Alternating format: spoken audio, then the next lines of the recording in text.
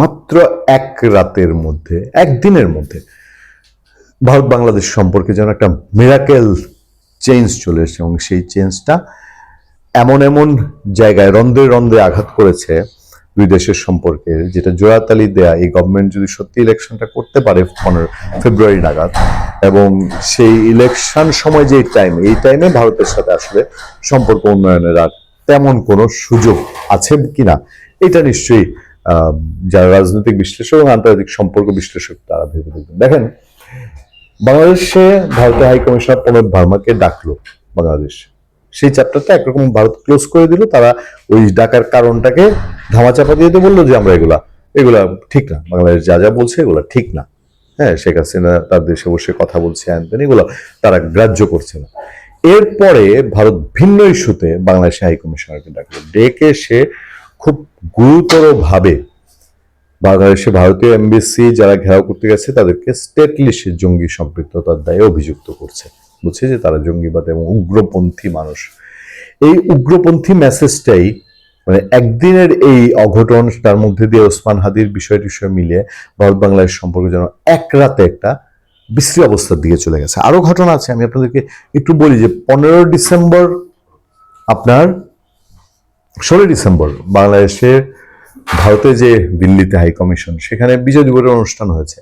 সেই অনুষ্ঠানে বাংলাদেশের হাই কমিশনার, সেই দেশের সাবেক বর্তমান সেনা কর্মকর্তা, রাষ্ট্রদূত এবং মুক্তিযুদ্ধের যারা ভারতের যারা অংশ নিয়েছেন তাদেরকে আমন্ত্রণ জানিয়েছেন। সেই অনুষ্ঠানে খুবই ভারতের দিক থেকে সাদরে বাংলাদেশ হাই কমিশনের বক্তব্য বলতে পারেন হাততালি দেওয়া হয়েছে, যে বাংলাদেশ হাই কমিশন যখন ভারতের প্রায় 16,000 যোদ্ধা বাংলাদেশে মারা যাওয়ার কথা তুলে ধরেছে 1971 সালে। এরপর দিনেই দিল্লির সাউথ ব্লক বাংলাদেশ হাই কমিশনারকে ডেকে বসেছে, যেটা মুহূর্তেই এক রাতের মধ্যে চরম অবনতির ইঙ্গিত করে। আপনার যে খবরগুলো বিশ্লেষণ করছে সেই খবরগুলো পত্রপত্রিকায় বেশ এদিকটাতেই নজর দিয়েছে, যে হঠাৎ করে এত মিরাকেল চেঞ্জ ভারত বাংলাদেশ সম্পর্কে। আগে তো অবনতি থেকে অবনতিতে এসেছিল, এখন মনে হয় যে একদম তরি ডুবার উপক্রম। ভারতের রাজধানীর বুকে একেবারে আক্ষরিক অর্থে এক রাতের মধ্যে বদলে গেল দিল্লি ও ঢাকার সম্পর্কের রূপরেখা। মঙ্গলবার সন্ধ্যাতেও যেখানে দিল্লিতে বাংলাদেশের রাষ্ট্রদূতের আমন্ত্রণে ভারতের বর্তমান ও সাবেক কূটনীতিকরা, সেনা কর্মকর্তা বা থিঙ্ক ট্যাঙ্ক ফেলোরা দুদেশের ঐতিহাসিক মৈত্রীর উদযাপনে ব্যস্ত ছিলেন, পরদিন বুধবার সকালে সেই রাষ্ট্রদূতকেই সাউথ ব্লকে তলব করে একগুচ্ছ প্রতিবাদ জানিয়ে রাখলো দিল্লি।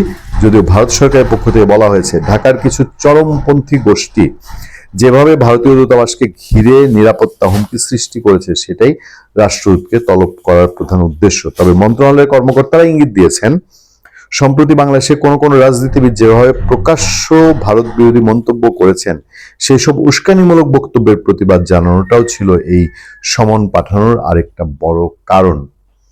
রাতের বেলায় নামন্ত্রণ দিয়ে বাড়ির মালিক কর্তা দাওয়াত দিয়ে খাইয়েছেন, আর সেই কর্তাকেই পরের দিন মোটামুটি কাঠগড়ায় দাঁড় করিয়ে দিয়েছে ভারত। এই জিনিসটাই সারা, এবং যারা কূটনৈতিক মহল, আপনি দেখেন হয়তো অনেকের কাছে আপনাদের কাছে মনে হতে পারে ভারত বাংলাদেশ সম্পর্ক তো এরকমই, এখন তো খারাপ থেকে খারাপ, ফলে এটা নতুন কি, এক দেশ এক দেশের কূটনীতিকদের তলব করে এটা বলে। কিন্তু ভারতের দিক থেকে যেটা হয়েছে, সে যখন বুঝতে পারছে যে তার সিরিয়াসলি তার বাংলাদেশ মিশন হুমকির মুখে, এবং তখন সে এবং এখানে যারা পার্টিসিপেট করছে তাদের পার্টিকুলার সম্পর্কে সে মুখ খুলেছে। ফলে দিল্লি থেকে আমরা কি বিশ্লেষণ পাচ্ছি? দিল্লি থেকে বিশ্লেষণ পাচ্ছি যে এতদিন তোমরা যে বলেছো, বা তোমাদের নেতারা যে আমাদের ভারত ভেঙে ফেরার বক্তব্য দিচ্ছে, এটা আস্তে আস্তে আমরা শুনছি, বাট এখন আমরা এটা সহ্য করছি না। এই মেসেজটাই দেয়া, এবং এত বড় একটা পরাশক্তি, সেই পরাশক্তির ভেতরে বসে থেকে আমরা আসলে কোন ইন্টারেস্টে আমরা এই খেলা খেলে এক রাতের মধ্যে এরকম অবনতি, বাংলাদেশের ইন্টেলিজেন্সের কাছে কি ইনফরমেশন ছিল না যে ভারত কি রিয়েক্ট করতে পারে? আর এই রিয়েক্টকে আমরা কোন দিকে নিয়ে যেতে চাই? আমরা কি ঠেলে ঠুলে নিজেরাই এটাকে যুদ্ধ অবস্থার দিকে নিয়ে যেতে চাই? আমরা কি নিজেরাই, খুব বলা হচ্ছে যে আমরা যারা এগুলো করছে তারাই কি ভারতের ইন্টারেস্ট বাস্তবায়ন করছে কিনা, যে এইসব উস্কানি টুস্কানি দিয়ে ভারতকে খেপায় দিয়ে ভারতকে বাংলাদেশে ইন করানো, যারা তীব্র ভারত বিরোধী বক্তৃতা দিয়ে মঞ্চ ফাটিয়ে ফেলছে, যারা আপনাকে এক্স কে ওয়াই কে জেড কে বলছে ভারতের দালাল, মূল দালাল আসলে যারা বলছে তারা। আনলে অহেতুক কোনো পয়েন্ট ছাড়া ভারতের সাথে তো এই বিধ্বংসী জায়গায় যাওয়ার কথা না। আপনি শেখ হাসিনাকে আনতে হলে আপনি ভারতের সঙ্গে যুদ্ধ করে আনতে পারবেন।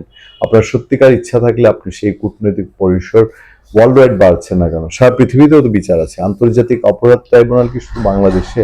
আপনি এই আন্তর্জাতিক অপরাধ আপনি এস্টাবলিশ করেন সারা ওয়ার্ল্ডে, আপনি এস্টাবলিশ করে আপনি ভারতের উপর চাপ প্রয়োগ করেন, না করে আপনি ফিল্ডে কিছু মানুষকে লেলিয়ে দিচ্ছেন, উস্কাই দিচ্ছেন। তার মানে কি? আমি সবসময় যেটা বলি যে ভারত, শেখ হাসিনা, আওয়ামী লীগ এখনকার সময় যারা খুব অনুকূল পরিবেশে রাজনীতি করছে তাদের জন্য এটা একটা ইস্যু। এই ইস্যু যতদিন বেঁচে থাকবে ততদিন তাদের রাজনীতি আছে।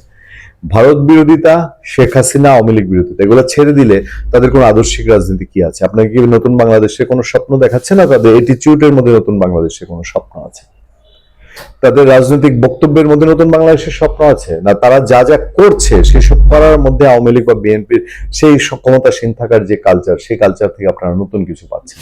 কিছুই না। ফলে এই ভারতের মধ্যে হঠাৎ করেই, যেমন ওসমান হাদির ঘটনাটা যতটা না বাংলাদেশের আরো বেশি কেয়ারফুল, তার একটা নাগরিকের নিরাপত্তা দেওয়ার প্রথম দায়িত্ব ছিল রাষ্ট্রের, সেটা ব্যর্থ হলো। তারপরে যে ঘটনাটা যারা ঘটালো, এত বড় ঘটনা দিয়ে দুপুরে, তারা লাপাত্তা। আদতেই তারা ভারতে আছে না কি অবস্থায় আছে, কাদের লোক, কোন গেম এটা, এগুলো বের না করে পুরো জিনিসটা ভারতের দিকে নিয়ে যাওয়া হলো। ফলে এই যে নিমিষে ভারত আর বাংলাদেশের সম্পর্কটা একদম তিতা থেকে আরো তিতায় নিয়ে যাওয়া, এর পেছনে কি ভিন্ন কোনো উদ্দেশ্য আছে? ভালো থাকবেন, সুস্থ থাকবেন। আপনার সাথে আমি আতিক রহমান, পূর্ণিয়া।